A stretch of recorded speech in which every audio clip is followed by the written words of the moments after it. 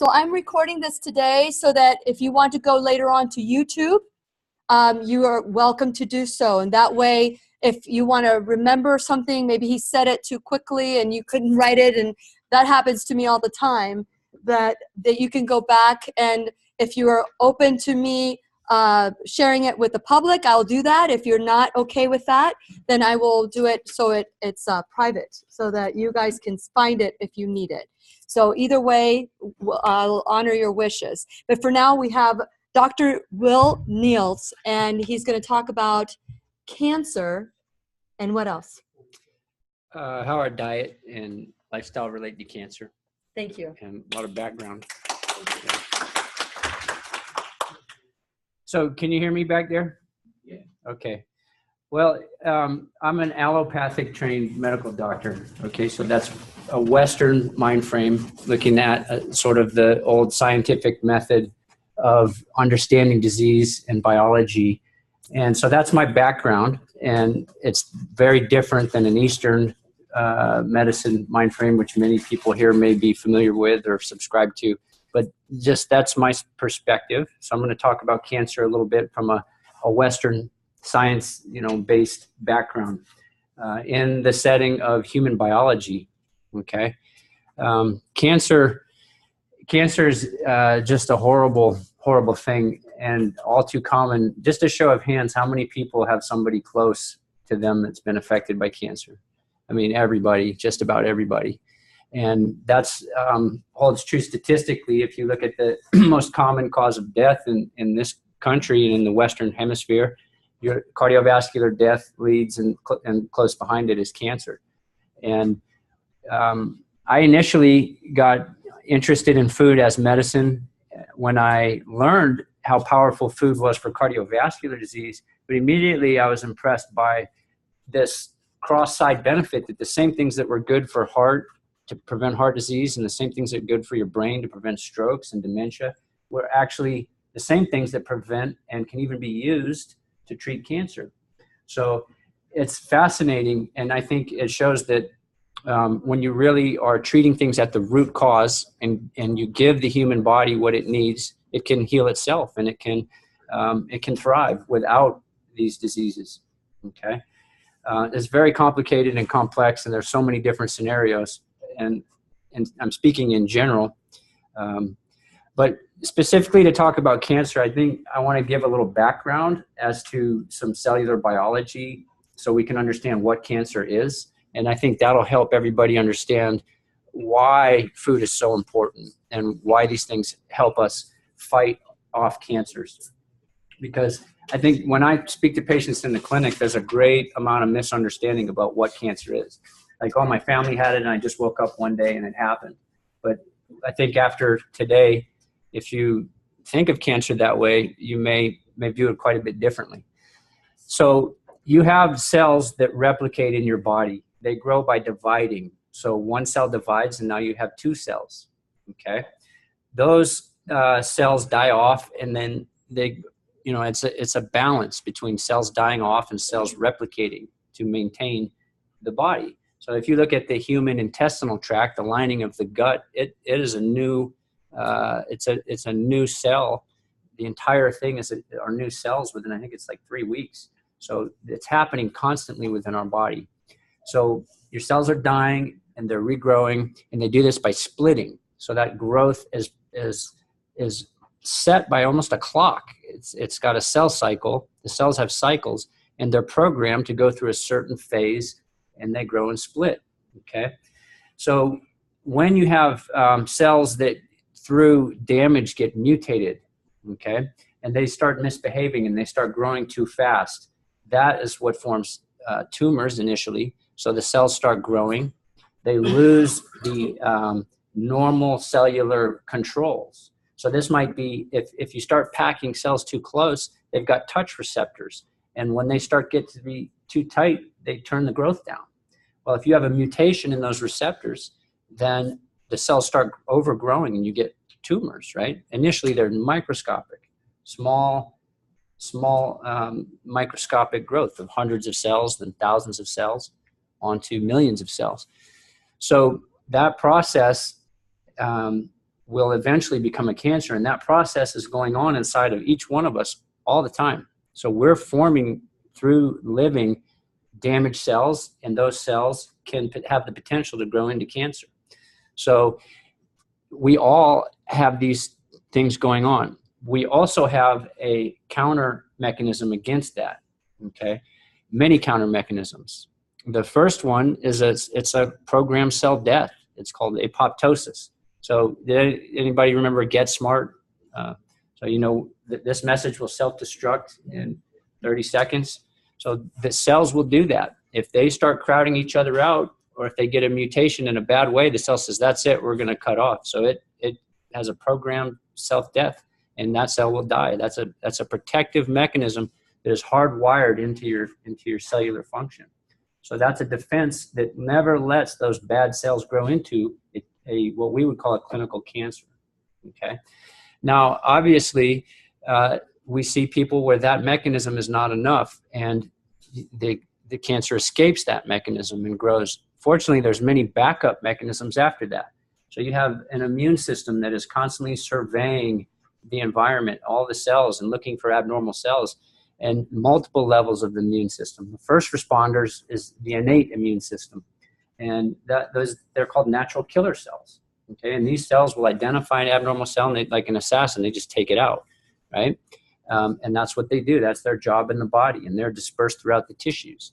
So if then you see, if I can keep the things that cause tumors to develop minimized, and if I can keep things that keep my immune system strong and healthy, I keep the balance in my favor, okay? So we're going to look at some of the things that cause mutations and cause problems that could lead to abnormal cell growth. And we're going to look at things that can improve the immune system to keep everything in our favor. So that's my whole framework as a background of thinking about cancer. It's a push-pull. It's a battle that's going on in our body. And every bite that we take can either subsidize our immune system and a healthy cellular function, or it can subsidize the enemy, okay? It's going to cause damage to your body. And so that's really the crux of why food is so important for preventing and fighting cancer, okay? Now, this is going to be an overview. I'm not going to get, there is no end to the amount of published scientific studies showing the benefit of this food or this this food's component and how it fights cancer. I'll give you some websites where you can look at some of these studies, but it is amazing. But one thing that's true, it all seems to kind of boil down to this whole food, plant-based dietary pattern, okay? All of the different chemicals in these plants that we eat, they work together and work in many different ways to prevent abnormal cell growth and cancer. So it's not that they just have one magic function. They operate by, many different ways they're inhibiting this cancer. So that to me is fascinating. So we have the immune system. We talked about the natural killer cells. So I'll throw out an example of that. If you look at white button mushrooms, they have a compound in there that promote natural killer cell health. And if you eat white button mushrooms, it has anti-cancer properties to that. And I'm sure Ubaid is going to talk a little bit about that later. But that's just one example of one food that, and only one component of that one food that can help you. Let's see. Let's talk about the things that lead to cellular dysfunction that could cause damage to your DNA and lead these cells to start misbehaving. So you've all heard of oxidative stress or oxidation. So oxidation is nothing more than rust. Okay, when you see rust on a car, on your bumper, that is oxidized, and technically it's stealing electrons from a molecule, and it makes those molecules unstable.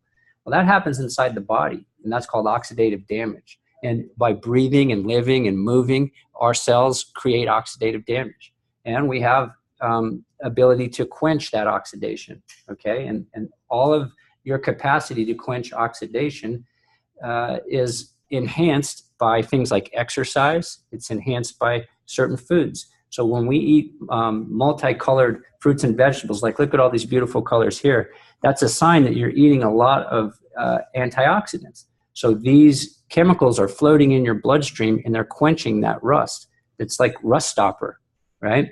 And throughout your body. Only it doesn't, it's not like a bumper that decays. We're talking about cellular decay. So it can decay your protein function.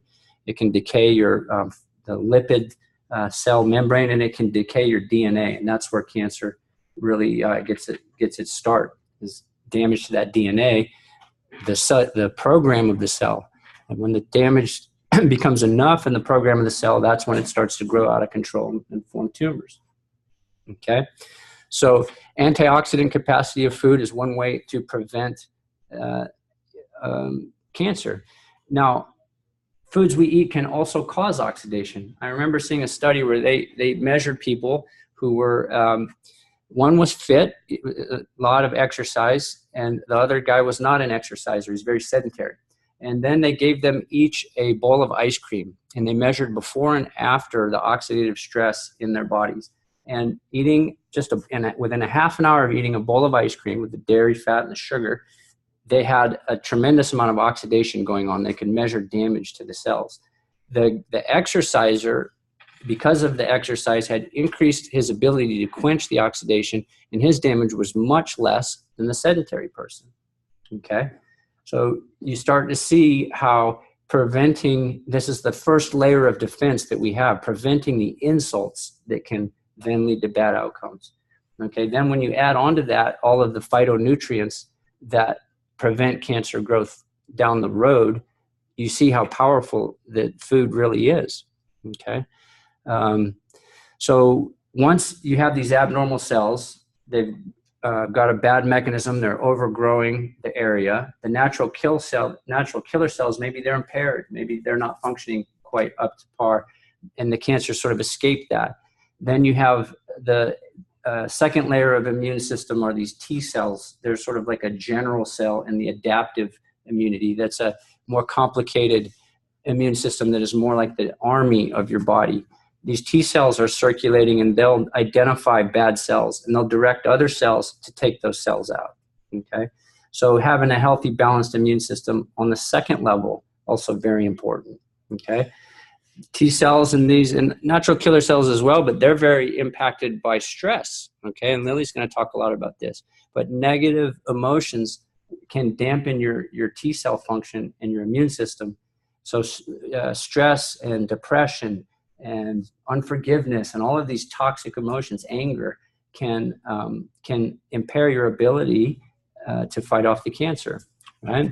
So those T cells are also impaired by poor diet, okay, lack of nutrients, or what we say anti-nutrients, or food or nutrients that are oxidative and do damage to the T cells. So I don't want to talk too much about the T cells, but just to know that that's another layer.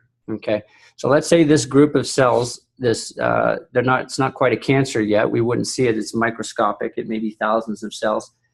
It continues to grow, and it can grow to be about the size of an eraser head, maybe half a centimeter, maybe a centimeter. It starts to need its own blood supply. Okay, it's not going to survive anymore off of the fluids that surround it. All of these things are kind of in a bath of fluids, all these cells, and they soak up their nutrients from the extracellular fluid. Once it gets to be a certain size, it's going to need its own blood supply to feed it. And it's diabolical, but it tricks the body into sending its own blood supply. So it starts releasing certain chemicals that tell the body, make us blood vessels. And it's a very disorganized, ugly process. It's not clean like the normal body's process. So you get these leaky blood vessels, okay, that start forming. And that's called angiogenesis, okay? So angiogenesis starts happening, and the cancers are then able to grow then into what we say clinically relevant cancers. These are the cancers that you're diagnosed with. And this cancer is kind of out of the bag now. Okay, this is a serious problem because not much longer from there, depending on the biology, it can really start to spread and harm the person, right, severely. So angiogenesis is a crucial stage in cancer development and also fighting this cancer. Okay, so this is where I want you to write down the name of this website, because there's a very amazing researcher named William Lee who who spent his whole life, he's a PhD studying angiogenesis, and he found that a lot of the compounds that we eat in our fruits and vegetables defend against that angiogenesis. So his website is called eat2beat.org. It's just EATTOBEAT, eat2beat.org. And he dedicates that website to helping people understand how you prevent that critical stage of angiogenesis. So he talks about, and it's all science-based, so it's not somebody's opinion or theory, okay? These are, it's based on data that shows, it's like proof, okay? So to some degree, it's proof. So, that's my Western mindset, so I admit, but you can go on this website and you can get, if you're not you don't want to nerd out with all the science, you can just look at the recipes, and he incorporates all these very great foods to fight cancer into recipes. If you do want to look at the information as to why, I encourage you to do that, because it's absolutely fascinating. He goes through all of the different compounds, and many of these G-bomb foods that you'll hear about later, they have, maybe 30 or 40 different ways that they prevent cancer cells from surviving, okay? So it's really hitting these things with a multi-pronged effect, which I believe, and in my thinking, is why it's so powerful. And that's why when I talk to people, I cannot stress enough to them, because I think we really underestimate the power of food in our society, right? And we overestimate the power of pharmaceuticals and drugs, which are generally designed to impact just one singular process, okay? And they're very powerful, and they do that, but you have to fight this thing on multiple levels, and I think that's why food is so important, okay? So I encourage you to look at that website. So angiogenesis, let's talk just as an example. One of my favorites is ellagic acid. Okay, ellagic acid is found in raspberries and strawberries. It is an anti-angiogenesis factor, and it doesn't impair your body's normal ability to make new blood vessels, but it does impair this erratic, cancerous process. Okay, it is such a powerful anti-angiogenesis factor that Korean researchers gave raspberries and strawberries to early esophageal cancer patients, okay? And you can look at this study if you go to nutritionfacts.org, okay? And it's a great, because it's a video, so you can see pictures of the endoscopies. Esophageal cancer is a very difficult problem clinically, meaning from a doctor's standpoint, okay? Because the esophagus here and running in the middle of the chest, behind the heart, between the lungs, it's a real bad place to try to just snip it out, okay? It's not like the appendix. I'm not advocating snipping out parts, but if you have a cancer, if it's out of hand, surgery helps. But the esophagus, you don't just easily go in and cut out an early cancer, okay? There's a lot of problems with that surgery, a lot of morbidity, as we say in medicine. Well, so there's this early phase esophageal cancers where there's a lot of debate and uncertainty about what to do with a patient with an early stage esophageal cancer, or maybe a pre-esophageal cancer, precancerous lesions. And so that's a great population to try a food-based intervention. So these Korean researchers gave people about a pound of freeze-dried strawberries and raspberries a day, okay?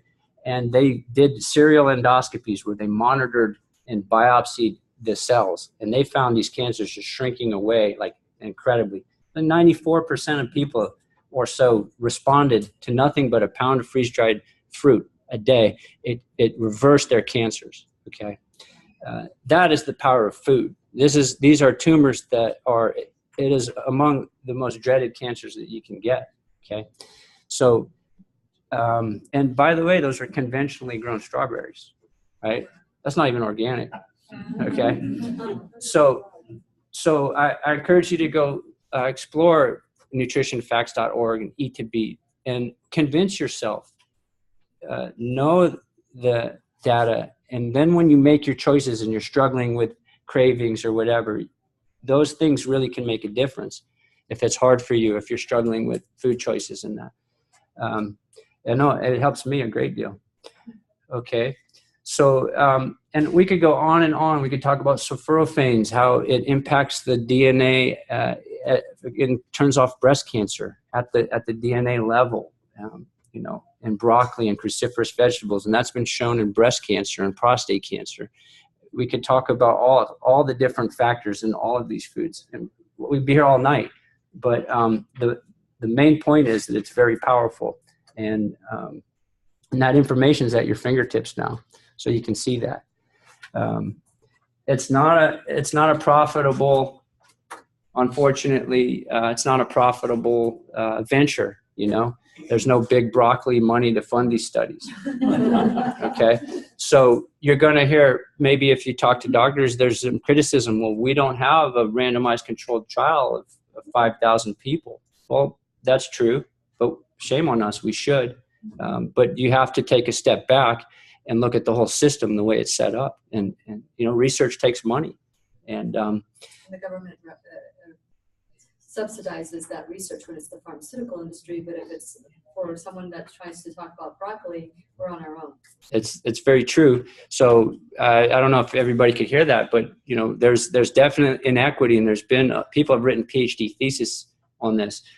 There's inequity in the way that research funding is allocated. It's allocated much more to the petrochemical pharmaceutical approach rather than to a more naturalistic, you know, food-based or plant-based approach, which is a shame. But that is the way that it is, and so therefore we're kind of left in this gray area where I think we are a lot more than we'd like to admit. But we're in this area where we really don't have all the answers. You have to start to recognize the patterns, okay, and make your own informed decisions based on that. There is no perfect answer. But I just wanted to throw that in there, that you may hear criticism. Well, that's not proof. These studies are, you know, small studies, but it's what we have. And there's a lot of background basis to show the why it is so powerful.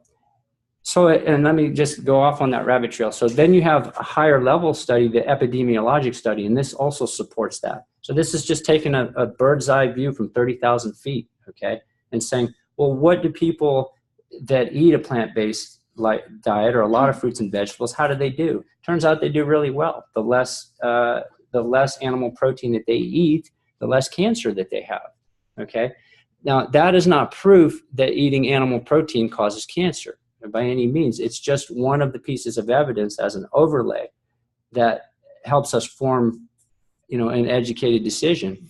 So, in other words, it's kind of like your reality check, right? I'm helping my teenagers do their math, and you have to do a reality check. You do this complicated problem, and then you just do at the end, does that make sense, right? So when you develop a theory about food and health and so forth, you can get bogged down in a lot of little biochemical details, right? You can say, take for example, soy, okay? Soy has genistein, which is an estrogenic, it's a phytoestrogen. It's a very weak estrogen relative to our natural estrogens that we have, okay? So there's this whole theory backed by some science that says that if you eat soy, you're gonna be adding estrogen to the body and promoting cancer, okay? So has some logic to it, and that would make sense, except that soy is a weak, the genistein and other isoflavonoids are weak estrogens, okay? And the body, in this milieu of having stronger estrogens, has a limited number of estrogen receptors, okay? So estrogen receptors, if you think about it as a lock, and the estrogen is a key that turns the lock, okay? Well, if the locks are all filled, there's no room for the stronger estrogens. So when you put weaker estrogens in the body, even though they have an estrogenic effect, you're blocking the stronger estrogenic effect of the natural estrogens. Does that make sense? Did I explain that clearly? So the net effect is a lowering of the estrogen response. Okay. So why am I babbling on about that? Well, if you look at the reality check, let's look at people that eat soy. They have less breast cancer. So if soy causes breast cancer, why do people that eat soy have less breast cancer? That's your reality check. Does it prove it? No, but it's a piece of the puzzle when you're evaluating all of this confusing data. Okay. Yeah, that's why I wanted to say a couple of things about soy. So I'm from China, grew up in China. In Asia, we eat tofu for 3,000 years. And, you know, in my family, around my friends, and I never seen anybody who has cancer. We eat tofu, soy products almost every day.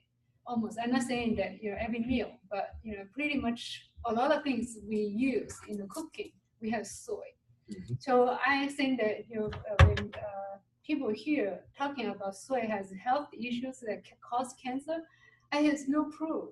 But you just said it, you know, very well, much better than I can say, you know, from scientific perspective. And from me, from the 3,000 years of experience eating tofu or eating soy products, and then we have not seen so many cancers in 3,000 years until, you know, recent years. Right. Yeah. So there's your reality check. You know, another reality check, if you look at people that have been diagnosed with breast cancer and the women that eat, well, women and men that eat soy, they have less death from that breast cancer. They have better outcome. Okay. So really the theory doesn't hold water, even though it makes some logical sense and you can see how it might be in the symphony of the human body, which has all of these different processes going on all the time. Then, you know, it may not work out just how it does it in a petri dish. Okay. Or maybe humans are different than a mouse, right? So if you're looking at mice studies, take them with a grain of salt. Okay. What happens for mice, maybe in humans, but maybe not. Okay. So you have to evaluate the quality of evidence that you're looking at, right? And that just takes some skill and time, I think. And again, you understand that it's an imperfect world and we have imperfect information, but it's getting better. So let's talk about China, since she brings that up, because actually that's the book, The China Study, is how I got interested in all of this. How many people have read The China Study?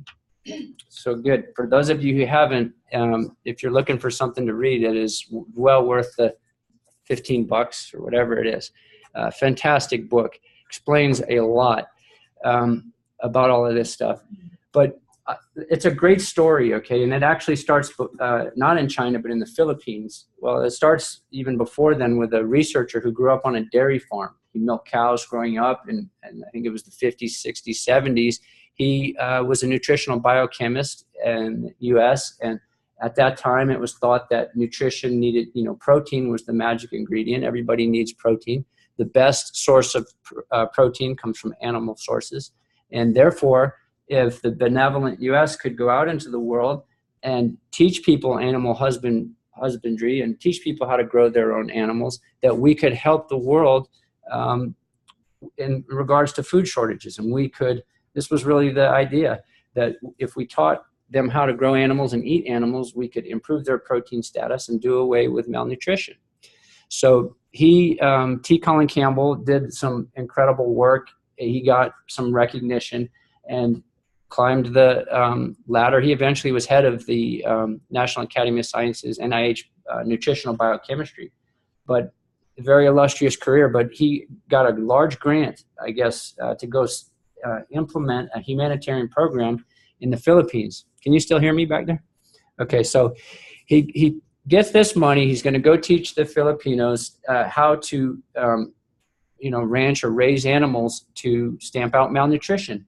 And while he's doing this work, he notices a lot of liver cancer in little kids. Okay, and he's an astute guy, and he's just got this great mind. And so he starts wondering why these kids are having so much liver cancer. He knows that aflatoxin is a mold toxin that causes liver cancer, and he puts it together that kids are eating peanut butter, okay? And he can see that you can't sell moldy peanuts in the market, but you can put them in peanut butter and hide the mold, okay? Salt and sugar, nobody knows it's there. these kids are eating all this peanut butter and they're developing high rates of liver cancer. So he's got to figure it out, right? Except one inconvenient fact. Some of the kids get liver cancer and some don't. And so now he's really perplexed, okay? Why is it that the people in poorer areas, especially rural communities where we're trying to work for malnutrition, they're not getting the liver cancer that these affluent areas are getting, right? So he's really, this is keeping him up at night. And so he's flying back to the US one time and he's pouring through the research and he comes across one little study done in India. And it showed that if you used animal protein, specifically casein, in a tumor model, you could ramp up cancer growth. In other words, you could give animals this one protein and they would develop a lot of cancer if they had an insult. But if you took that away, they developed no cancer. So it was 100% and 0%. And he talks, that's really what caught my attention, is because in science, rarely do you see that clear of a relationship where it's 100% to 0%. So he looked at the kids, and sure enough, areas with low liver cancer rates, even though they were eating the peanut butter, were eating more of a plant-based diet. They weren't eating the animal foods. And in the areas where they had high amounts of cancer, they were eating animal foods, okay? That launched the next phase of his career where he was able to obtain funding to study this phenomenon. And he showed in liver cancer, breast cancer, pancreatic cancer, liver cancer caused by aflatoxin or hepatitis B, multiple different cancer models, he showed that the cancer growth depended upon that animal protein. So he would take mice and expose them to a toxin that would develop cancer. And he would vary their chow. So he would take one group of mice and give them a high protein diet. Casein was the protein that he was using, which is the most predominant protein in dairy products, right? So he would give them an 80% protein chow with casein, and they would grow a lot of cancer. And this other group had a 20% or so, if I remember correctly, casein mix, and they didn't grow cancer, okay? He gave them 80% wheat protein, didn't grow cancer. Switched them over to the casein, the high casein diet, they grew cancers. So he could turn cancers on and off in these mice by varying their diet based on that one particular protein, okay? So that is a major breakthrough. That boggles, that totally blows apart our paradigm of thinking about cancer. He went in further to study the biochemical way that happens, and I admit I don't remember all the details, but he showed how that the casein protein gets into the DNA and promotes the actual growth. And without that, the cancer just kind of sits there. The mutations sit there. They don't grow, okay? So that's called a tumor promoter. So your foods can act as a tumor promoter. So you can take an insult that's lying dormant and then promote it. Or if you leave it dormant, it stays there, okay? Where is the casein protein from? It's dairy protein. Dairy protein. Yeah. So it's only from cow. I believe so, yeah. Well, it's compared to animal products. So I believe that the casein is what causes the calf to get really big, right? To go from a tiny little calf to a big bull or a cow. And so it's comparable to animal products. Yeah, as well as dairy. So that comes a little later when he starts broadening the scope to all animal proteins. And so this is a great question, and you're absolutely right. But the initial work was done with that casein protein. So I'm not sure entirely how the next phase of his career sort of came about, but he was a research fellow. I think he was at Cornell at that point. Dairy Central, okay? A lot of heavy dairy funding. It also has a IgA growth factor. We're getting there. Don't get ahead of me. Yeah, we're getting there. So I just want to tell T. Collins Campbell's story because it really, I mean, it's so interesting history, but it ties together a lot of these things. And it shows how a great mind like this can work these problems out. But so he had this opportunity land in his lap where there was a visiting researcher from China, and the premier of China ended up being diagnosed with cancer and issued a massive amount of money to study cancer in China. And they asked T. Colin Campbell to help with this project. So they call it the China Project. It's the Cornell-Oxford China Project. So you had a statistician from Oxford and T. Colin Campbell from Cornell. And they took, I mean, I don't remember exactly, but it was tens of thousands of statisticians to do this project. They mapped cancer rates in like 60 rural counties in China and eventually in Taiwan also. They went into the rural communities where there's and maybe you can speak to this, but there's very little from generations movement. People don't move from one county to the next. There's a lot of genetic heterogeneity, homogeneity, same genes at role. So it's a really nice study population because a lot of the variables that can confuse us weren't there, or at least they were minimized. So they went in and they looked at cancer rates. They looked at what people were eating. And they didn't just ask them like we do nowadays, what did you eat? And people do these food recalls, and they're very inaccurate, okay? But they're the best we got. But this was beyond that. They went in and they measured the foods in the market. They measured the nutrients. They, for 3 days, went into the families' homes and measured what they were eating. And they were able to come up with something like 8,000 associations between food and disease. And the biggest was, bottom line, if you eat animals, you're going to have a lot higher cancer rates. And it doesn't necessarily, different counties varied in what types of cancer, but there was this strong correlation. So you could map on a graph, if you eat fat, then the cancer rate goes up as your fat intake goes up. If you eat protein, the rate goes like that. It's not perfect, right? But you can see a correlation. If you say eat animal fat, it's like a straight line, a direct correlation. If you eat animal protein, there's a direct correlation. If you say eat plant fat, there's no correlation. There's cancer rates at high and low. Same with fat. So really the whole paradigm of thinking about this as protein, fat, carbs is wrong. It's animal to vegetable. It's A to V. So that's really compelling data when you, as a scientist, you look at these graphs and the tight correlation there is phenomenal. This is association data. This isn't this big randomized controlled trial that people will criticize it for, but it's all we got, okay? So just to kind of wrap things up with the China study, after that, there's been a lot of research into why. Why does that happen? It turns out there's 2 amino acids that are very important for promoting cellular growth. And they do that through cellular and signaling messages, okay? So how many people have heard of mTOR? 2, that's pretty good. So mTOR is a cellular mechanism, a cellular signaling mechanism that causes cell to grow. And you can turn it on and off with medication, like in transplant. There's been a lot of research done because of transplant medicine, rapamycin turns it off. And those transplant patients get much less cancer.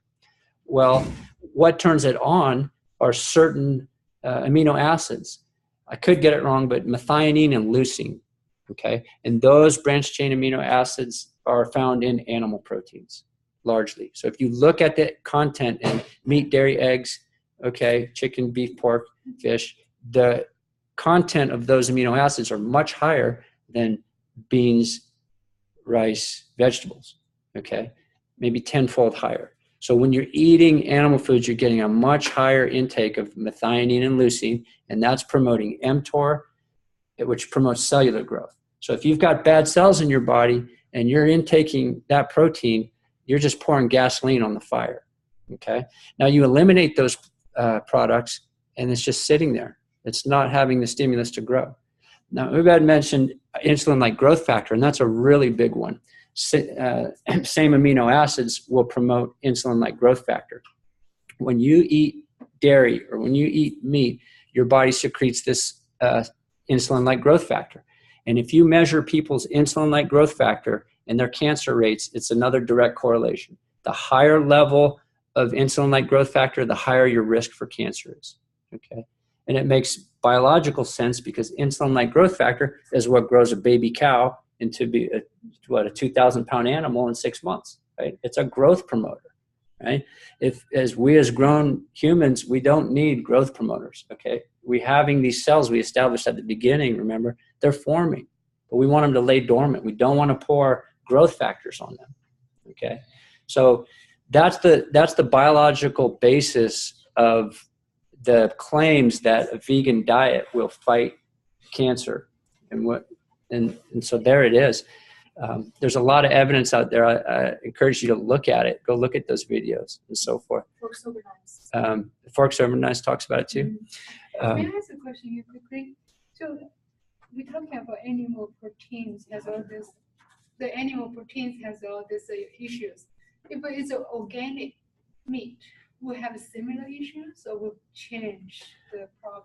So first let me say, like, I don't know for sure. Okay, I don't know that in China how they're were raising animals and so forth. Back in the day, 70s when this study was done, because they compared to Western populations, I think that they weren't necessarily raising organic, but I think the farming practices were much cleaner. Okay, but if you're looking at it from a so that would speak against the fact that this idea that clean meat is going to avoid the problem of cancer promotion. But whether or not you used artificial means to grow meat faster, you're still going to have the same amino acid content. You're still going to have high amounts of leucine and methionine, and that's going to be promoting cancer growth. So I don't see that eating clean meat is going to protect you. Okay. Can I add something to what you just Yep. said?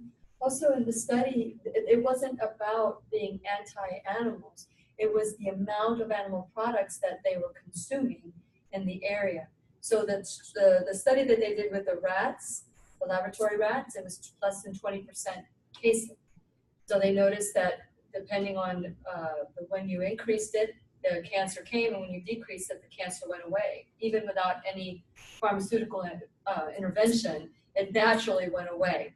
So really just looking at the amount of it. Correct? Right. Yeah. So everything is on us. Isn't, well, moderation kills too, though. That's right. Yeah. A little bit of fish for breakfast, a little bit of chicken for lunch, and a little bit of beef for dinner. That's not a good recipe. Yeah. But there are so many other factors. There's your own personal genetics, your own personal toxin load. Okay. You maybe, let's say someone's got a real sweet tooth and they're eating a ton of sugar and they're drinking soda, right? Well, sugar is what cancer needs to survive.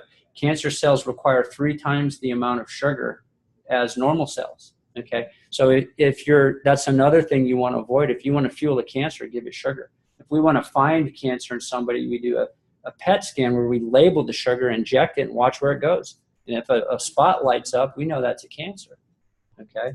Because it soaks up the sugar. So let's starve it, right? Don't give it the things it wants, which is, we talked about methionine, leucine, sugar, okay, these types of things.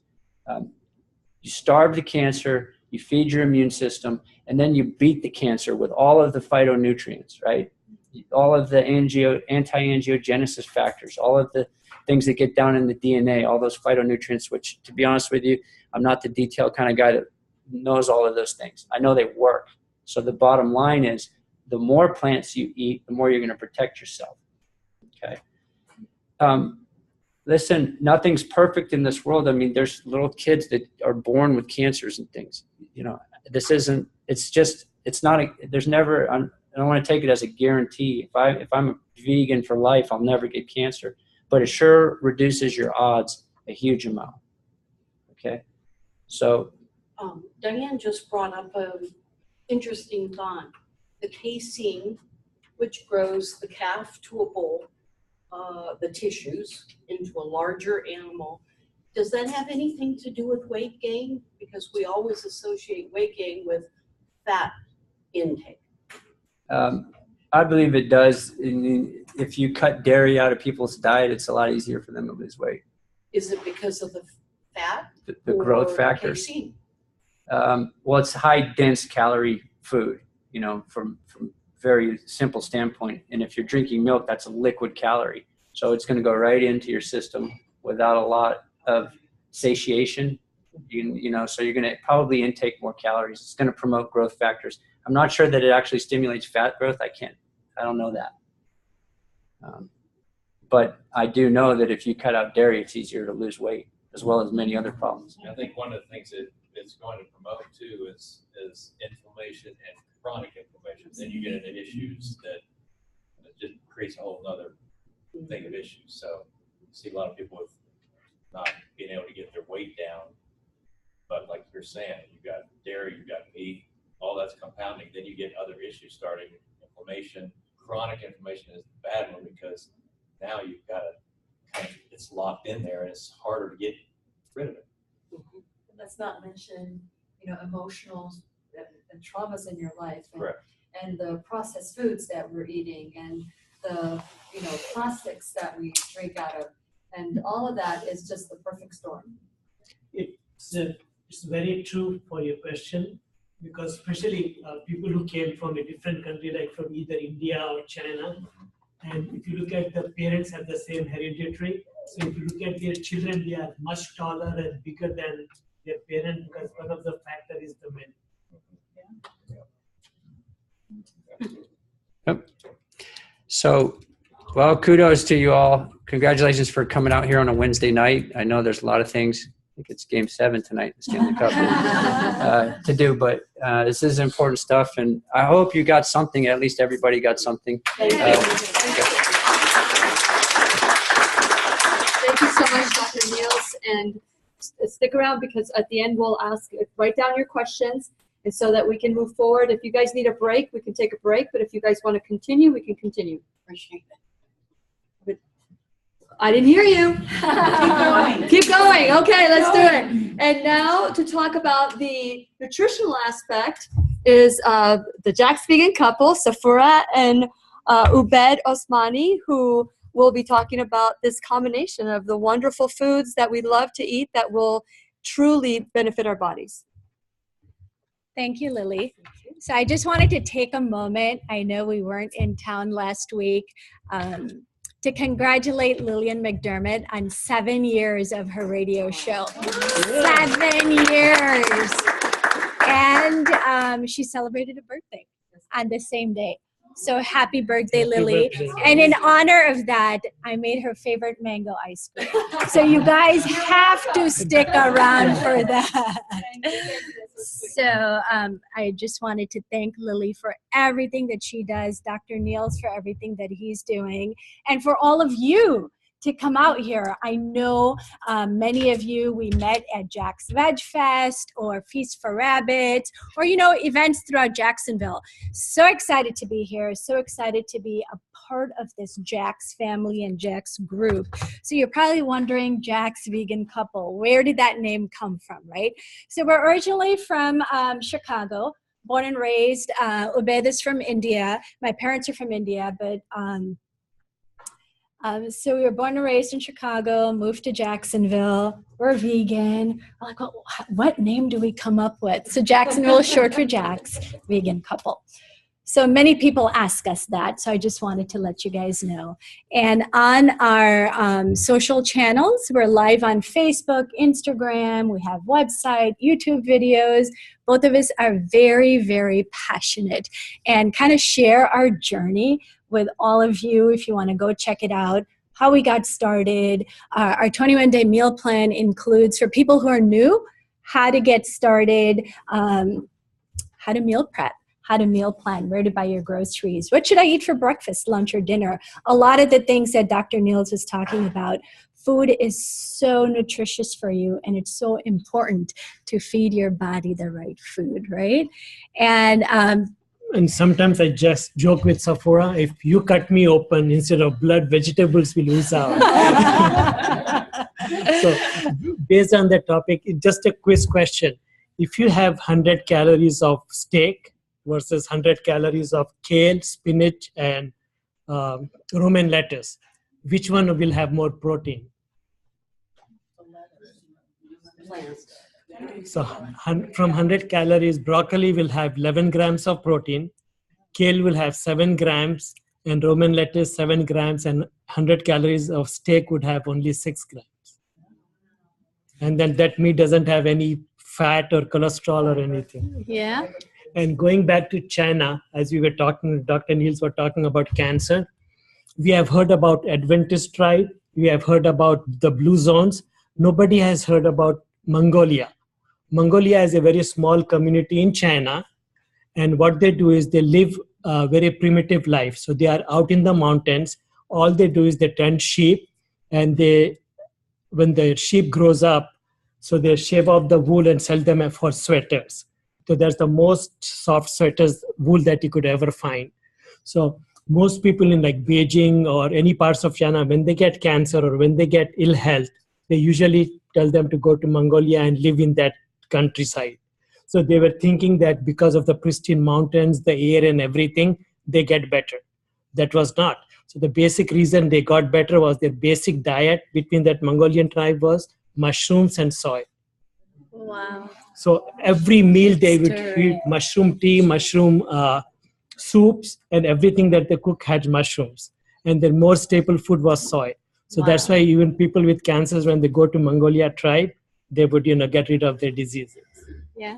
And that's a great point, and it's a perfect lead-in for the G-bombs. So who knows what the G-bombs are? Raise your hands.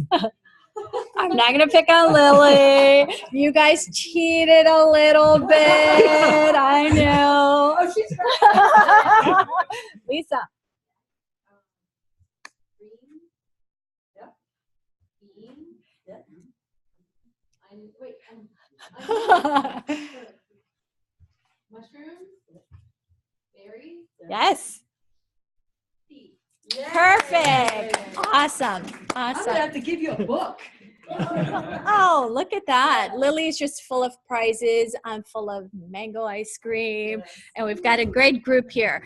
So G-bombs, thank you for letting the group know what those are. And Dr. Joel Furman is so famous, and that's all he talks about are the G-bombs. To make sure that you incorporate that every single day into your diet in almost every meal. I know I had just a few printouts that are being floated around, but I have this posted on our website, and I'll share a link. Oh, but I already, no, yeah. I put the link on our H.E.A.L Tribe meeting invite, so you can just click the link and you'll get, you can get to this information. So just to let you know, greens, right? What are our favorite greens? Why don't we just talk about what we do on a daily basis, right? You talk about the greens, and I'll talk about the next. When you talk about greens, especially mushrooms, as Dr. Furman says, so if you But have talk like about the 1 greens. ounce We'll of, get to the yeah, you go mushrooms. ahead. If you want to talk about the mushrooms? Yeah, I'll talk about You'll talk about the mushrooms. Okay.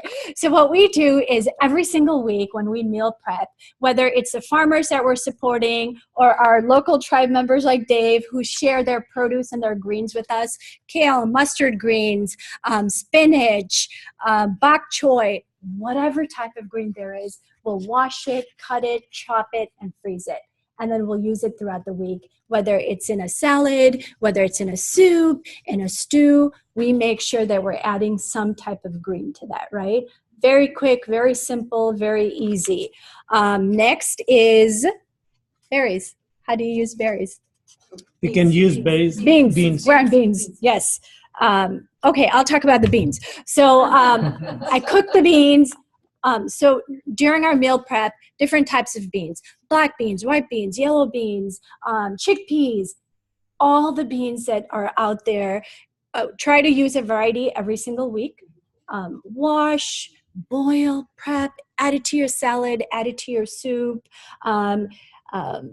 Abe brought us, chickpeas. He added fava beans on top of that. So become creative with that. Lots of recipes and different ideas for you to use beans and greens. And onions are really good. Add onions to your salad once again. Number one question that we get from our followers is, but wait, Safura, how do you brown the onions without any oil? So it's really easy. Just turn your pan on, chop up your onions, one little trickle of water, put your onions in there, and they get glazed and browned so beautifully as if you've sauteed them in oil. So I love doing that, and I love sharing tips like that online. So that's onions. You can talk about mushrooms. And, as per Dr. Furman, if you have 1 ounce of mushroom, so that's like the size of 2 quarters, yep, you will fight 50% of cancer.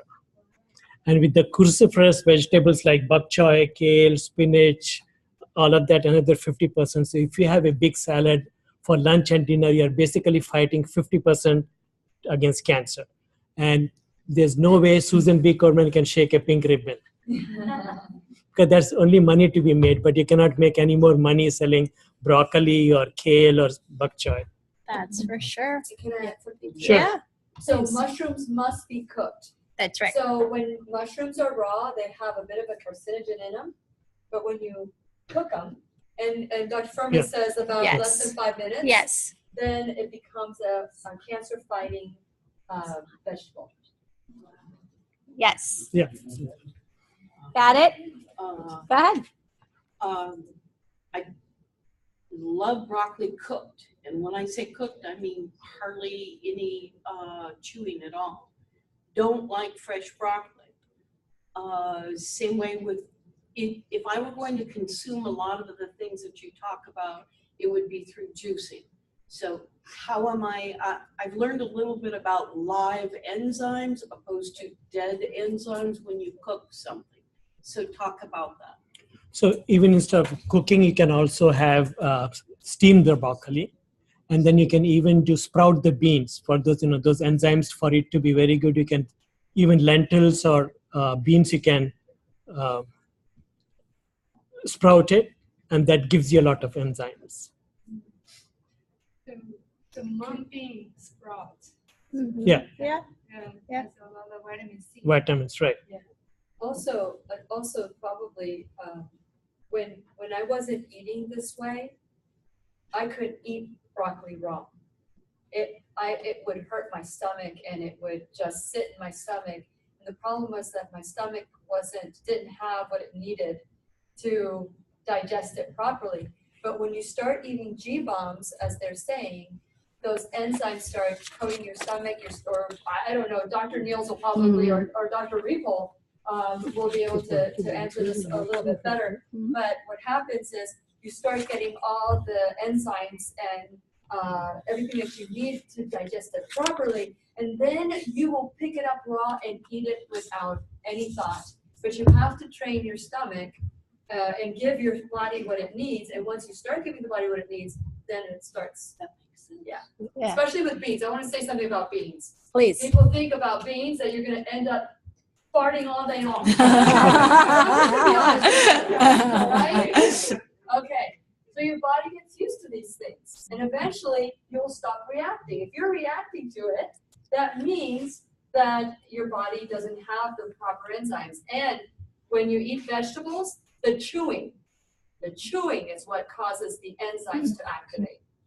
And when you're first starting with beans, what you could do is just soak them overnight for about 8 to 10 hours. Yeah. Throw the water and again soak them for another couple of hours.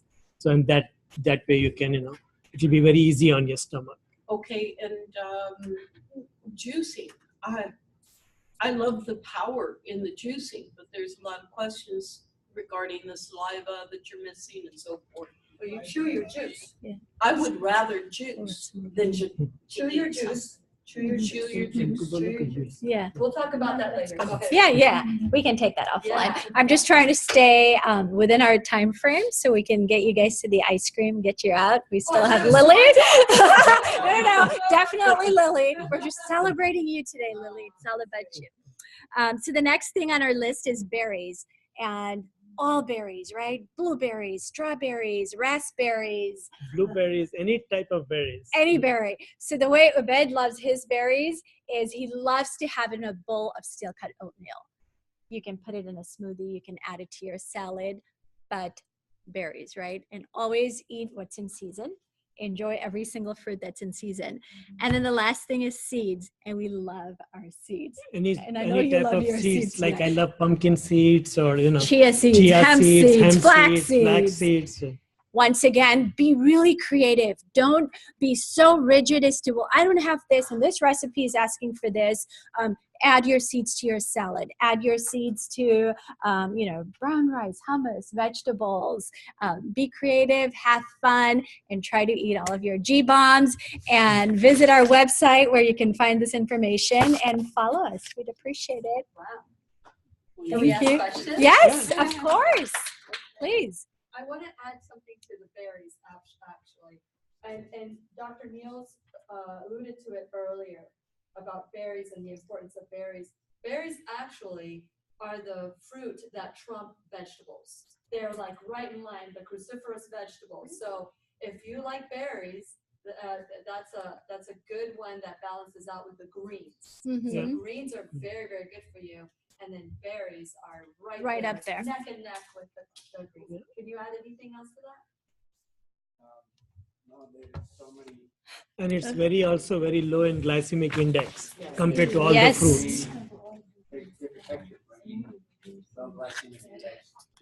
Anti-cancer effects, they reduce blood pressure, reduce inflammation, stimulate the body with its own enzymes, reduces the risk of diabetes.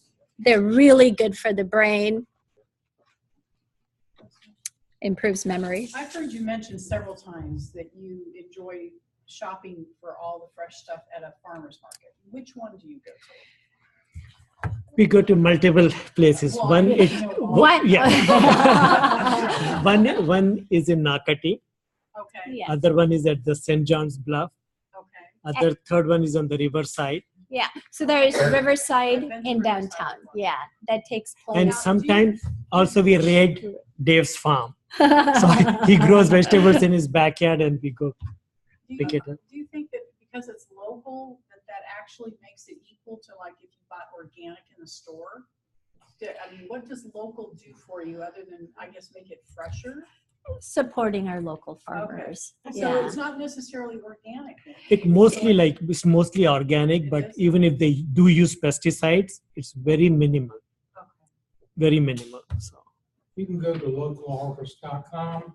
I think it's localharvest.org, and you can find every fruit stand, every farmer's market, every place in your location.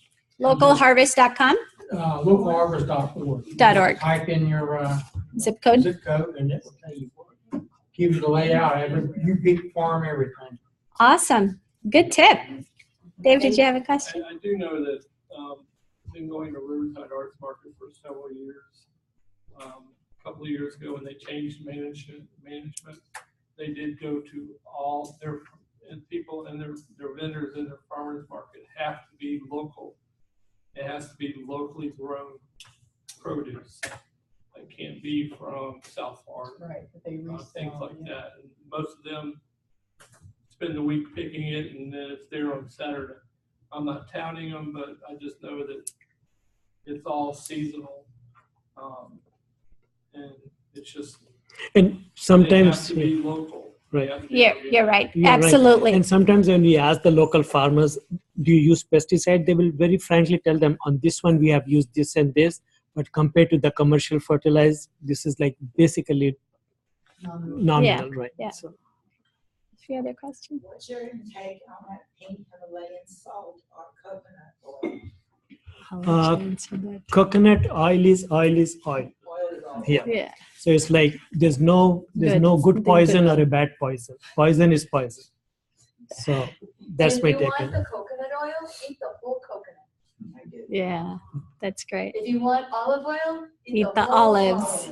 If you want walnut oil, Eat the whole walnuts. walnut. Avocado oil, eat the whole avocado. And going back to your Himalayan salt, if you don't have blood pressure, if you don't have any other kidney diseases, you can take that Himalayan salt to a minimum, and that has a lot of minerals in. But the way to take it is don't add it while you're cooking the food. Sprinkle it on your food while you're eating it. So that's very minimal, and then it'll give you the same amount of taste. To So your if you taste cook buds. anything, that's a very good point. Don't add any salt because salt, sugar, and sour, the taste is right on your tip of your tongue. Right. So if you even sprinkle a little dash of salt on your food, you immediately taste it. Is there a question? Yeah, I was going to say, nuts have a higher content than beans, but do they have similar benefits? Walnuts, Fat, maybe? almonds, Protein. fat. Yeah.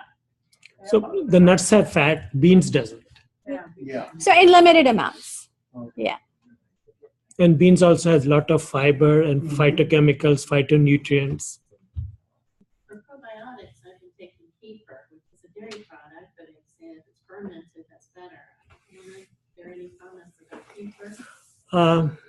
For kefir, again, if it's derived from milk, I would suggest not to use it. Use kefir or kombucha or sour cabbage for fermented foods. But anything like kefir, I would still avoid Don't they it. make a coconut kefir now? Probably. And the benefit from fermented foods is the bacteria. You can use any medium. So you want to use a healthy medium. So you can do coconut kefir. Mm-hmm.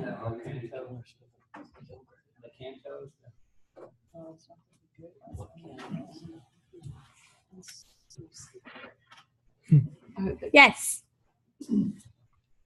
Don't judge, but I don't eat until about noon, right, every day. And when I get hungry, and I'm trying to build the ultimate smoothie. It doesn't necessarily have to taste good. I'll make it, I'll eat it, but you can put a little maple syrup in it and usually make it tolerable. But I'm on this kick where it's a papaya, a little bit of asparagus, a lot of spinach. Mm-hmm. I mean, these things are huge, right? Mm-hmm. This lasts me almost all day. This is my dinner, my main meal. What things could I put in that would be like I'm trying to invent a super food smoothie that don't have to taste good. It doesn't have to taste good. Why do you think that? That's not a tall order. What would be the best thing you can put in your body, for 6 hours, first thing you get up in the morning? I guess that's what I'm saying. And taste is kind of secondary. So are you making this smoothie for health purpose or for taste? No, he's already said. He said he doesn't care. He doesn't care about the taste. Usually, if you It's want for for your health, it's 80% of vegetables and 20% fruit. I usually tell people not to use eat fruits in a liquid form, because you bypass all the pulp, the fiber, the phytochemicals, everything, and you basically extract the liquid sugar out of that. So it's better to have the whole fruit. I'll give you an example. You cannot have more than 2 big oranges, but you can have a tall glass of orange juice. That's 8 orange juice worth of the glass. Yeah. And you're basically extracting liquid sugar and consuming liquid sugar. So for your health purpose smoothie, 80% vegetables, all cruciferous vegetables, and then maybe 20% of fruits. And out of those 20%, I'll use 10% berries and then 1 fruit of your choice. And if you want to bypass did you say maple syrup? Yeah, he did. Use mojule dates. Yes, Yeah, add dates, some yeah. dates. I could eat mojule dates all day long. And if you put nuts in it, like if you take a mojule date, split it in half, put a pecan in it, tastes just like pecan pie. No sugar, no wheat, no dairy, delicious, no eggs. Go ahead. And to ask about that, you're talking about like when you're extracting out the stuff out of it. Is it smoothie still? It's still the whole item, but it's blended as opposed to a juice where the fibers are coming out. Yes. That's why I'm So, Yeah. right. So it's just the Smoothie difference versus between juice. eating an apple and an apple sauce. Okay. So, Okay. Any other questions?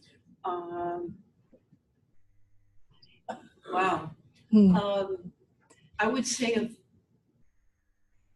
anything that I've ever put in my mouth, the most powerful experience I've ever had was wheatgrass juice. And that is totally strained, no fiber, instant absorption. It's almost like a high. Wow. To the point where I spent $400 for a wheatgrass juicer. I would love to have a website somewhere that teaches me how to grow it like you can buy it, the real dense and so forth. Yeah, you can I do think that. that Just make sure you're chewing your wheatgrass. Yeah, in my own mind, and I understand exactly where you're coming from. I just want to do some extremely powerful things. I'm not going to fall prey to, oh, it doesn't taste good. I won't fall prey to it. I want to throw something in my body that's going to turn it upside down. Yeah. Okay, so with that in mind, the wheatgrass is the only thing I think about, and it is awful. It tastes awful. If I can start the day, like you said, doing all those power foods, and maybe in the evening have some fun with some sort of an entree that we've been speaking of, I would be in heaven. Because I'm not really interested in eating a lot of food, spending a lot of time making it, so on and so forth. So, but I do want to get those ultra nutrients. Yeah, because if you go to Whole Foods or Dr. Furman, they have the ANDI score, Aggregate Density Nutrition Index.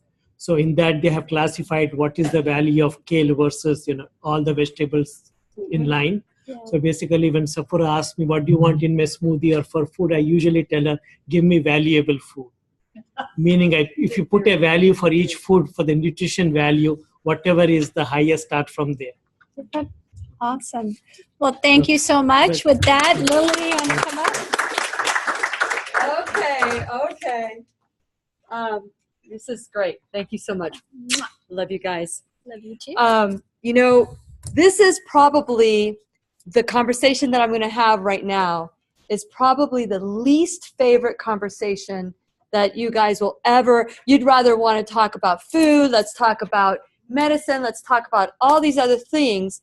But the reality is that when you're trying to heal your body, it's not just the body. It's the mind, body, spirit. So if you're just focusing on your body and eating the right foods, that's great. So let's step it up a notch. Let's do like, what is that emerald? Bam, we're gonna bam it, okay? So at this point, I need for you guys to be prepared because we're going to have an experiential exercise. But before I tell you about the experiential exercise, I wanna make sure that you understand the mind and the power of the mind, okay? So what I have learned on my show from the wonderful teachers that have come on. By the way, has anybody listened to my show? He's fine. Everybody does. Okay. Well, hopefully someday everybody will be raising their hands. And I hope that you do listen. You can find me at whenyouneedafriend.com, 8 o'clock, noon, and 5. Those are the times that you can listen to the show of the day. But you can find me on YouTube and all social medias. And the point of the show is to learn and grow together. When I first started the show, like I say, the woman that started the race is not the one who stands in front of you. And so I want to share with you, I'm not the expert, but I've learned from such great people for 7 years. And I'm doing the thing that I told you not to do. I'm walking away. Okay, so from 0 to 7, I learned this from Dr. Bruce Lipton. From 0 to 7, you are a human tape recorder. You're in theta mode. You're in a hypnotic state. And you are looking at everything, recording everything, and that recording for the first 7 years of your life, and for me, it was 10, because I'm that immature. For those, that becomes your subconscious mind. You have 70,000 thoughts a day. Some people have less, some people have more. Of those 70,000 thoughts a day, 90% you had the day before, and the day before, and the day before. They're repetitive. 90% of your thoughts are repetitive. Did you know that? Now you do. 80% of those thoughts are negative. So let's just give it up, because all our thoughts are going to be negative, right? So I always say that when somebody comes to me with wanting to resolve an issue or whatever, and the first thing they tell me is all the things that could go wrong, I stop them and I say, okay, stop. Equal opportunity here. Let's look at all the things that could go right. We have been programmed. Don't do this. Don't do that. You're going to hurt yourself, fear, all these things that have become part of this 7-year programming that now is circulating through your brain over and over again. So what happens is that now they have evidence-based that whenever you have trauma, it gets recorded into your white blood cell. White blood cell. So it goes into your body, and that trauma goes into a different part. Some people call them chakras. Is anybody familiar with chakras? Okay, so chakras are, other names for it is healing centers. And there's different, and I'm not going to go into all the details of that. You just need to listen to the show. Or you can go to whenyouneedafriend.com. We've done shows on that. But I always circulate these shows and come back because we always can learn something new. So they've got this down to a science. So yes, we can eat a lot of meat. And yes, we can decide that we're not going to eat any meat. We can eat all the wonderful fruits and vegetables in the world. But if you're unwilling to look at the tapes that are going through your mind, then at that moment, you're just counting on one seat, if you're sitting, like if we were to take this table right now that we have this on, and we cut off one of the legs, what do you think would happen? Yeah, we could balance a little, right? But now let's take off the second leg. Do you think it'll be so successful? They have got this down, this trauma thing down so well that they know that if you get cancer on the left side of your body, it's related to a woman that harmed you.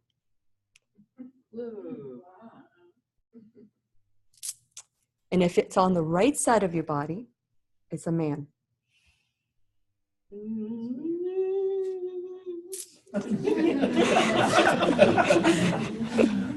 Thank you for the music. That silent pause really was good. I just attended an integrative oncology conference. Dr. Connealy was on there. And this is what she said, and I'm going to quote it as well. And Dr. Connealy's been on my show. I got to meet her for the first time. She's been on my show for the last year, probably 3 or 4 times. She's coming back. Dr. Connealy said this thing. She gets up in the podium and she says, all you doctors out there, don't even think of treating your patient until they do the mind work. Because you will have, and Dr. Lorraine Day, I just recorded with her. I don't know when the show is going to air, June 8th. The show will air June 8th. And she said, I tried that, and she didn't get it. She just didn't get it, but she was agreeing with me. And she said, I've tried every single alternative way to heal my body. She was days away of death. They were waiting for her to die. And until she started to forgive, she did not heal. That was 25 years ago. She was in hospice, and she chose no chemotherapy, and no alternative way of healing her body worked at all. Why did it all of a sudden miraculously recover? Because she started forgiving her ex-husband. She started forgiving, and she wrote them an apology letter. And although she had every right to be angry, she had every right to be angry, who she was hurting was herself. So unless you're willing to do this, you will allow disease to manifest. That memory goes into that part of your body, and it starts to manifest. And if you're unwilling to look at it, chances are that it could turn into a disease. So how do we get rid of this stuff? How do we rewrite the program? What is your program, right? So the question is, who hurt you? What are you holding on to? What can you do to release it? And are you ready? Because we're all asked the question, do you want to be healed? And what are you willing to do? Now, the great philosopher Meatloaf said, I would do anything for love, love, love, love, love. But you can add whatever you want. but I won't do that. What are you unwilling to do to totally heal? So how many of you think that you are ill, if you have any illness, if you have any diagnosis or anything to that effect, how many of you think that it came from your DNA? How many of you think that that disease comes directly from your DNA? Oh, wow. You guys are evolved. I'm done. So the thing is this, what you inherit are the family recipes. Only 3% of all illness is due to your DNA. Yes, you have your DNA, and like Dr. Neil said, and like the Jack's Vegan couple said, you can turn on and turn it off. So what is it that we can release tonight that will allow us to be healthy? Mind, body, and spirit. So yes, the body is important. Yes, we need to eat with nutrition. Yes, the pharmaceutical industry comes in and try to swoop, takes and cuts the leg out and says, hey, take this pill. Because Dr. Joel Fuhrman asked this question on my show, and I thought, the most incredible question. How would your life be different today if there was not a pill to cure whatever it is that you're taking that pill for? How would your life be different today if you didn't have a pill to cure you? Think about it. The answer to that is there is no pill to cure you. It doesn't exist. It just keeps you sick enough to need the next dose. But what can heal you is food. Food can do what a pill cannot do. So with that in mind, are you ready to release some of this trauma? Ready to release some of these thoughts, these tapes in your head? Are you willing to consider doing an exercise with me? Yes. Yes. I can't hear you. Hey, listen, this is not the radio. I can hear you now. So if you don't say yes, I can hear you. Okay. So I would like for you to take a piece of paper, and I'm going to share with you a story, and then hopefully we will be able to release some of the things that we need to release. So with that in mind, I talk about responsibility on my show. Taking 100% responsibility. And here's what people think of responsibility. Responsibility is fault, blame, shame, and duty. And I'm talking about doctor after doctor comes on my show now and says, 100% of all illness comes from a manifestation of trauma or a perception of trauma of something that was done to you or that you did to somebody else. Isn't that amazing? Now, we can translate that in our head and go, oh, that's ridiculous, Lily. I have a disease. I have this. That's a symptom. That is a symptom. But what do? We take a pill to treat the symptom. So responsibility on the Lillian McDemrott radio show is about empowerment and freedom. It's about empowerment and freedom. So there are 4 questions that you can find at whenyouneedafriend.com, and it's 100% responsibility. We're going to rewrite the program. Remember those 70,000 thoughts? Let's rewrite them for a little bit. And I want you to write down the worst thing, and this is private. You don't have to share this unless you want to, but you don't have to. I want you to write on there the worst thing that has ever happened to you. Who hurt you?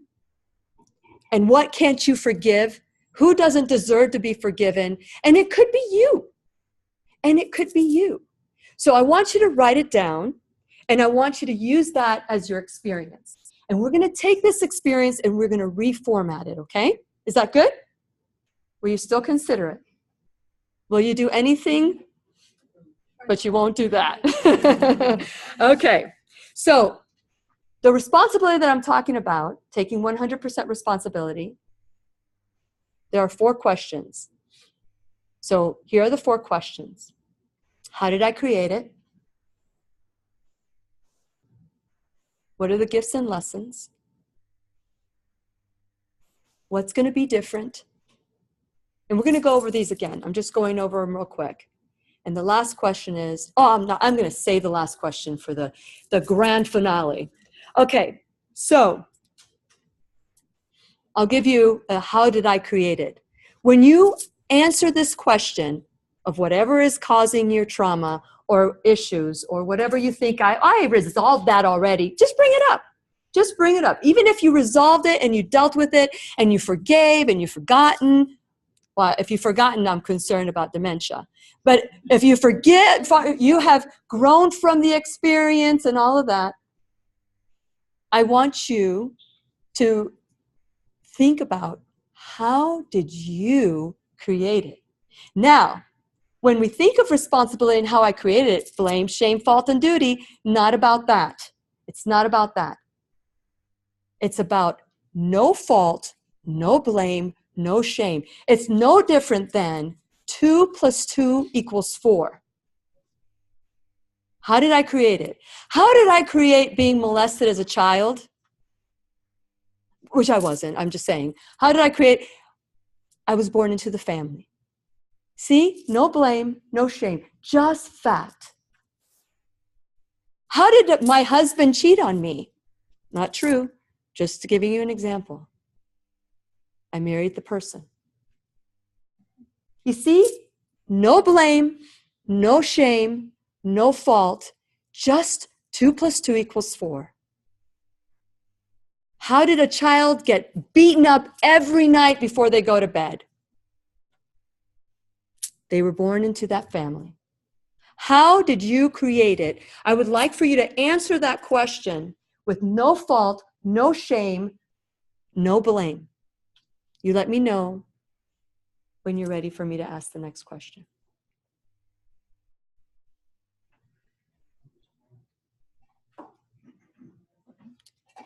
It's just a fact. It's factual. No blame, no shame, no fault. And this is very difficult. It could be very difficult, but I promise you, you can do this every day of your life. You can do this with anything that you can't let go of, and you start there.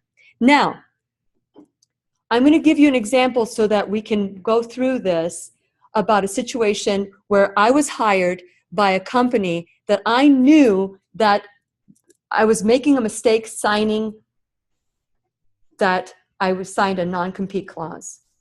And that non-compete clause, I noticed that non-compete clause that said, you can let go, we can dismiss you without cause in 90 days. I questioned it.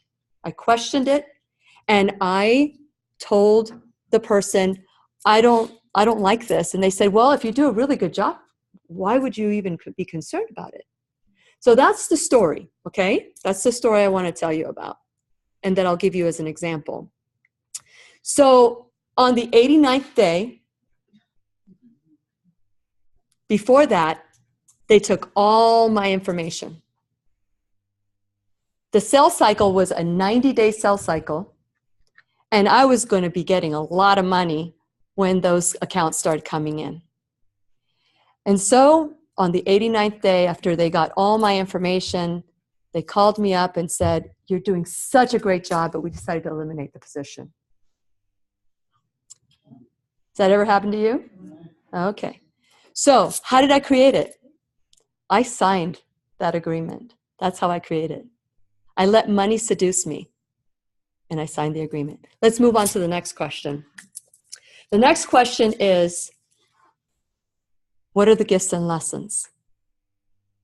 Now, I am sure that if something horrible happened to you, you're not going to be real quick going, yay!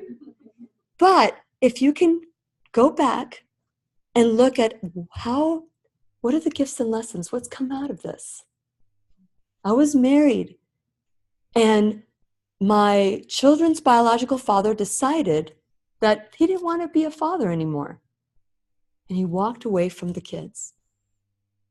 What's beautiful about that? What are the gifts and lessons? Well, I was able to go back when I found out that I could not have children in my 30s. I had my children in my mid to late 20s. Gifts and lessons. What a beautiful gift. There are no mistakes, by the way, only growth opportunities, especially if you go back and you look with blessing. What are the gifts and lessons? So the story about, and I'll go ahead and write down your gifts and lessons. So take some time, really think about the gifts and lessons.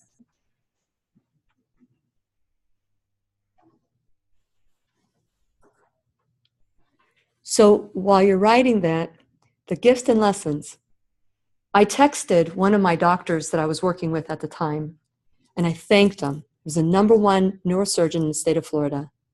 I texted him and I said, thank you so much. Just want to let you know that if you need any help, I'm no longer working with this company. It's been a pleasure to serve you. Within 2 seconds after that text, that doctor texted me back and said, I don't care what you do, you need to start your own company. He was my first client. He was my first client. What a gift. Finding out that I couldn't have children in my 30s, I had my children young, with a man that would walk away later on. What a blessing to have my children. Can you go back and look at the beauty and the tragedies in your life or the torments in your life? Let me know when you're ready to move on. And write down as many gifts and lessons as possible.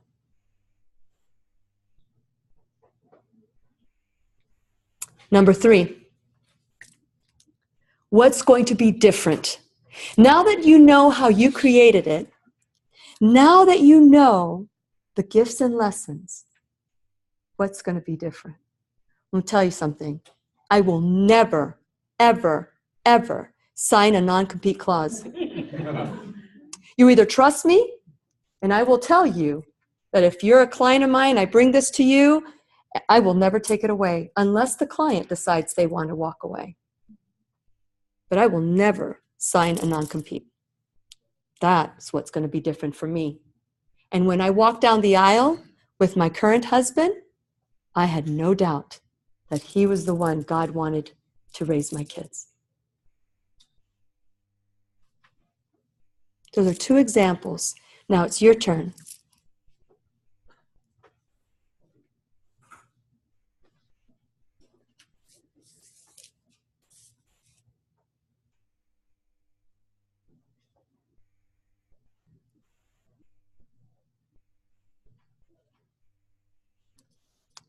This process could be painful. This process can be freeing. When Dr. Lorraine Day was sitting there days away from death and she started to forgive, that's when she healed. And she didn't forget. She didn't. She doesn't have dementia. But she learned and she grew from that experience. Question number 4, you ready? Or am I going too fast? Tell me if I'm going too fast. Raise your hand if I'm going too fast. Okay. Question number 4. How can I use this for the greater good? How can I use this? Do you know, as a life coach, I deal with a lot of people with disease. I deal with a lot of people that are dealing with anger and resentment. Deal with a lot of people who have nutritional deficiencies, that have gone through divorce and can't move on. They're paralyzed. I've dealt with people who've lost children. These are all experiences that I've had along the way, that I've been able to use this for the greater good.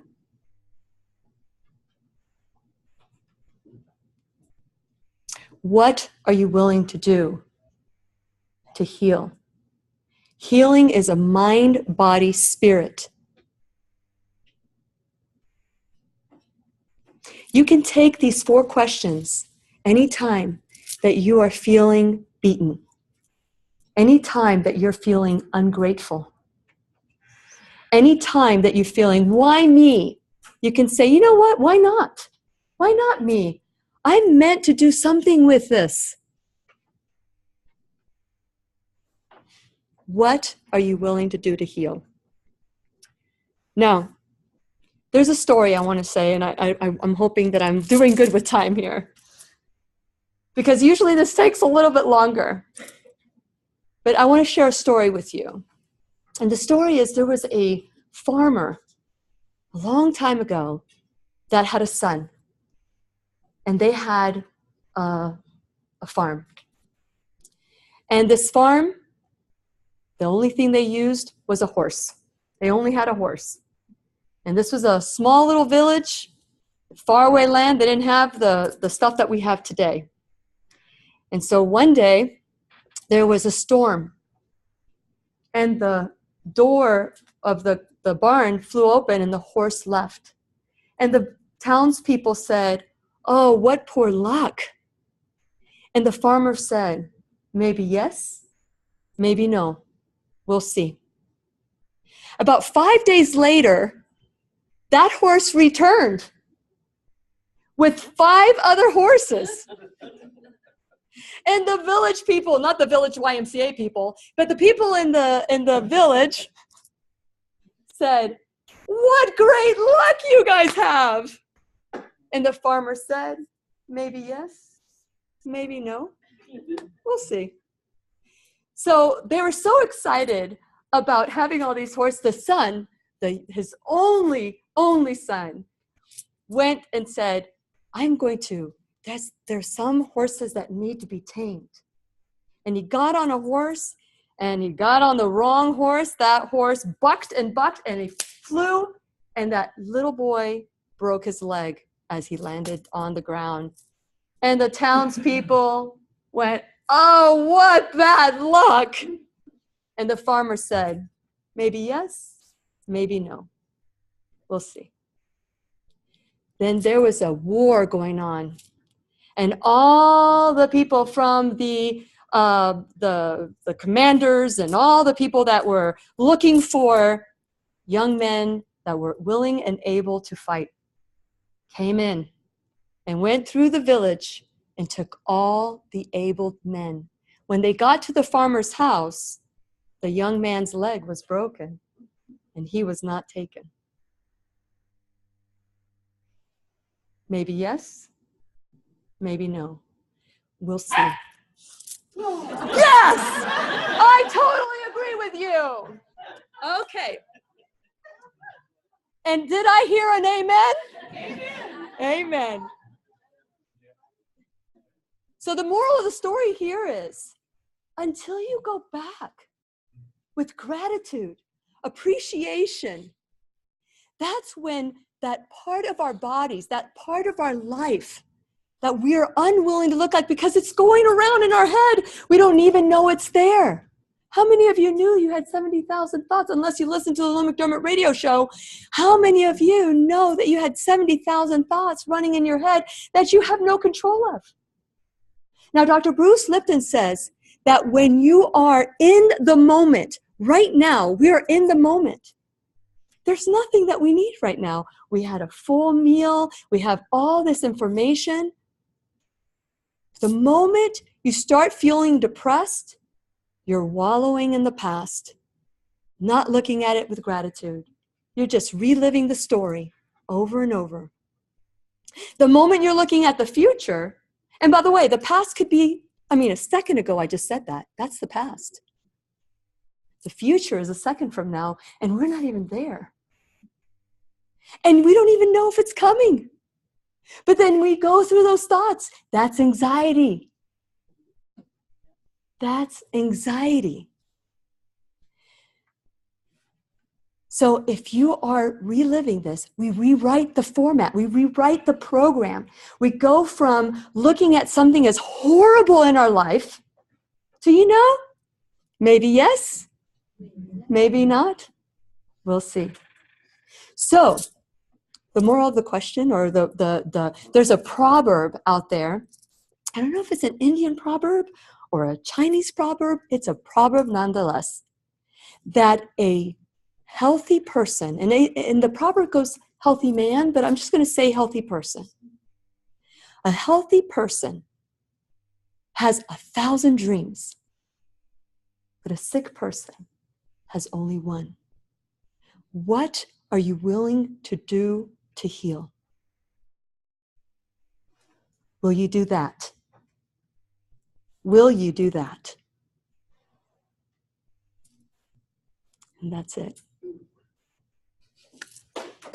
Is that a ooh? I'm glad you're done. Or is that a ooh? No, that was a profound thing you just said. So give it to us again. A healthy person has 1,000 dreams. A healthy person has 1,000 dreams. I wish I made this one up. But a sick person has only one. Health is a mind, body, spirit. And like Dr. Keneally said, unless you're willing to do the emotional work, all the other stuff is going to help, but it's not going to release whatever it is. Do you guys have any questions? I'm still Processing? what you just said. Could you somehow work this into, like, we know that stress is not good for us. Correct. And I remember hearing in another talk a long time ago, the speaker said, you are the architect of your own stress. You are. It's not things coming at you, it's the way you deal with it. So can you frame this so that it's a stressful situation that maybe you caused because of the way you acted? So here's the thing, and I love your question, and I thank you for your question because it's something I normally talk about. This is the beauty of this. If you created your reality, you can uncreate it. By the thoughts you think, by the way you act, by your perceptions, by gratitude, by forgiving. Forgiveness, Buddha said it best. Buddha said, all these affirmations, I love them.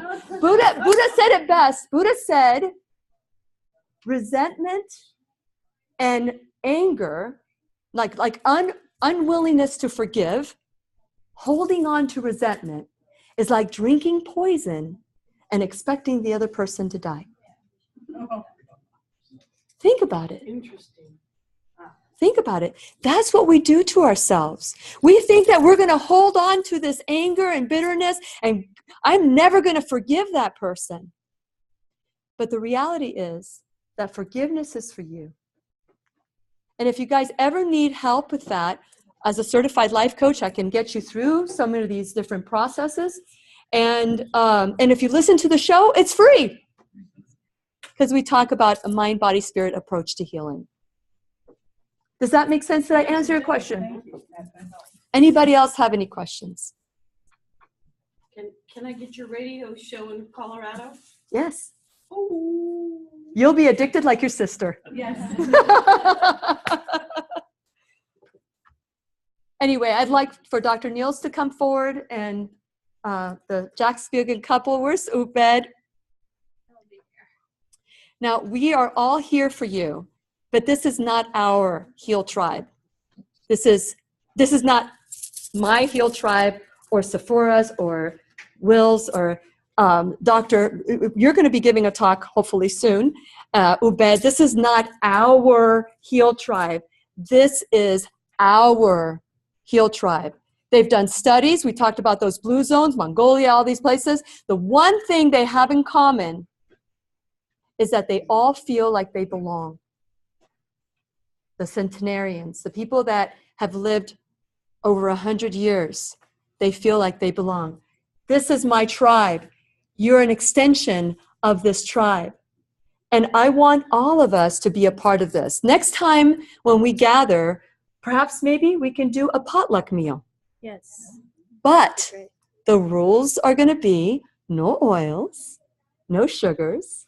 Let's get creative. You have us to get this recipes. You can go to drfurman.com. Yes. You can do all these things. But how would it look like so that we're not, doing all this stuff? And where is Abe? Yeah. Abe is Abe. Abe, you are part of this HEAL tribe. Who can prepare all this for $10? Who could prepare this for $10? And you know what? Abe was concerned that when we prepared this food, come here, handsome guy. When we prepared this food, that he normally uses oils. Yeah. And did you feel that it didn't work out? No, I feel it came out pretty good. It comes out pretty good. Well, Did you guys? Did you guys miss out on animal products today? Did anybody feel like anything was missing? Good answer. I have something to think about. Every grocery store has a health section, right? So if they do have a health section, what does it make them the rest of the food that they sell about? The what? The what? What's the rest of the store? Every Health section and they have a health. health section, right? So if they have a health section, so what does it make the rest of the food they sell? Yeah, you're right. I wanted to share one more thing about Abe. I know he has a food truck. He has social media. If you guys can follow him and spread the word. More people are coming to Abe now because we've been sharing all these stories, and it's kaboom kebabs. I mean, kebabs. You can call him hummus Mr. and all Kaboom. that. But more and more people are coming up to Abe and asking him for vegan food. How about that? Yay. Hummus and falafel and, you know, whole food, plant-based. And he's become so good. Thank you so much for coming up Thanks with for you newer guys. dishes Appreciate all you the having time me for here. us. Will you teach us how to prepare some of these foods? I was proposing that earlier, you know. Yes. I said yes. Okay. Would you guys like that? Yeah. So let's try this again. And we need your input because we are only as good as our weakest link, right? And so it would be great for all of us. Maybe we can sign up before we go and write down what you would like to bring. Like maybe not everybody can bring dessert. I think I'll bring dessert or Safura will bring dessert. Because we know it won't have sugar. And it won't have eggs and it won't have wheat. Right. Okay, but let's create a feast that we can be very proud of. That, you know, we love people with food, but we don't. We're killing people with food. Seriously, think about it. So let's love each other with food. Yeah, no, absolutely. I just want to say a thing that I do realize that, like, people back home, I never hear about gluten allergy. I didn't hear about it. I'm not sure what's, like when I came to the United States, like I hear a lot about gluten allergy and a whole bunch of other kinds of allergies. But I think, I'm not sure like why I'm not a doctor or anything, but I feel like there's no well-balanced food down here. I mean, everybody is eating a whole bunch of like burgers and, you know, a lot too much on protein and forget about, you know, the vegetables and balancing the food, you know. That's about it. No, but are you asking the question? I'm not a doctor. I'm just saying I'm not a He's making doctor. a statement. But I'm not a doctor or anything. But I feel like the food is the culture is like the food culture. Like in every culture's got like food. I don't know how to say it much, but I mean every culture got like their own food, and the food is the culture. And like that's why like they say like also like people live longer in Japan, I guess, because they probably like eat more well-balanced food than the other parts of the world, you know. I agree. So that's why I feel like everybody needs to like get their like food culture up, like learn from other cultures, like how to get like how do you say? Like making more I'm like, healthier, right? yeah. I think haven't what been you're trying. speaking for a while, so I'm a little bit, you know, It's okay. I think what you're trying to say is how do we make it healthier, Yeah. right? Blending the East with the West, making it fusion, Yeah. and adding more of this whole food, plant-based, herbs, spices, and all of the great stuff. Are you saying, like Lily was saying earlier, if you have a hard time digesting certain, such as raw broccoli, as you change your diet, your body will make available in your stomach those things that are needed for digestion. You're saying in your country you don't hear the gluten intolerance because you have such a balanced diet that they've never developed. Well, there's also the pesticides, the GMOs. They don't allow GMOs in his country. They don't allow GMOs in India. They don't even allow GMOs in Haiti. Not even in Haiti. because after the tsunami in Haiti, from the US, they sent out 200 million tons of wheat. And you know what they did in Haiti? When it was ravaged by famine, they put the whole wheat in the central city and they burnt it. Because they said, we don't want any GMO wheat. And they are a third world country. They don't have what we know. Yeah. Well, we make almost everything from scratch. Like I see a lot of people when I tell them I use garlic, like I tell them use garlic, they be like, garlic powder? That's the thing. I mean, like garlic is not garlic powder. Onions it's not onion powder. Yeah. Like that, the real product is what you need, like a real garlic, and not a peeled garlic, already peeled garlic, or already minced fresh garlic, because it really tastes very different. It tastes old and it tastes like almost gone, you know? Yep. You want a fresh one, like when you get it and peel it yourself and crush it yourself. Yep.